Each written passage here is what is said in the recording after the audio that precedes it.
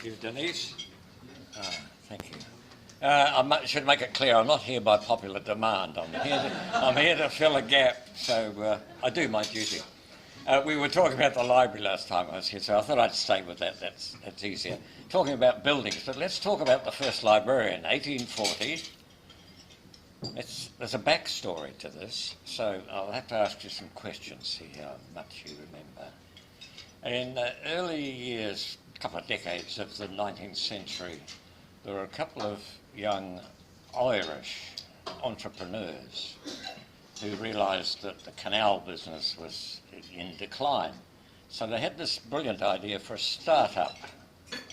The names William Hare, I'm going this at least, William Hare and William Burke. Anyone know what their stock in trade turned out to be? You'll have to speak up. No? Burke and Hare, take out the Williams, Burke and Hare.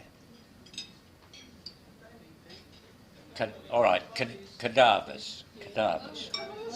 Yeah, well, they were in Edinburgh. Edinburgh at the time was reckoned to be the medical science centre of the world. I joke not. And there was quite a demand for cadavers. Their most notable client, do you remember that name? There's a college in Dunedin named after him. Knox, Robert Knox. They got into trouble eventually because running out of ready supply, they began finding bodies. The point of this story is that Robert Knox, who was cleared of any involvement but never recovered his reputation, he had a brother, Frederick, who emigrated to Wellington in 1840.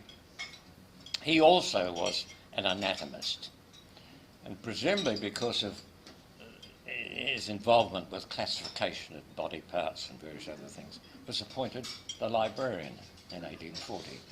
Now, where's that picture? Yeah, that's the Raupo hut, remember? Well, he was the librarian.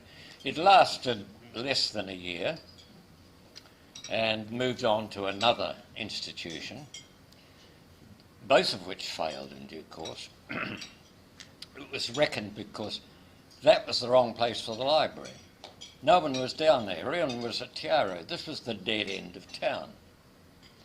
Now I'm waiting for someone to say, well, nothing much has changed since then. There we are. And there was a succession of buildings actually coming down the quay, ending up with an Italianate place just short of where Stuart Dawson's were. And then, how am I doing, Denise? Oh, as much as that. Oh, dear me. They were in trouble, financial trouble, because they had to charge subscriptions which were generally too high for the general population. And the Athenaeum that was in the last of those buildings ended up as a tenant in its own building. That's how bad it was. There was considerable public pressure being applied to the City Council to do something about this. And this is where I can actually ask Hewitt, how do we pronounce the name of the town in which you were brought up? Unlike the surname generally, which is Levin, it's pronounced Levin. Yes. And after William Hort Levine, he pronounced his name Levine.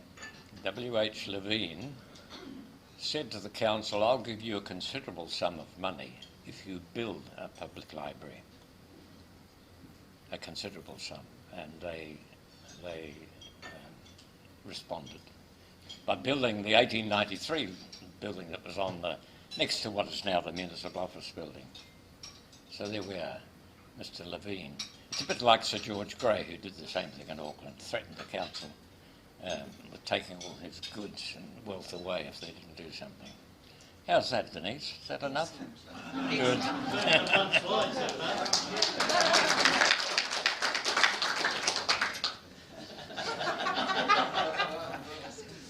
Well, there it is. Mr. Levine's money contributed to that.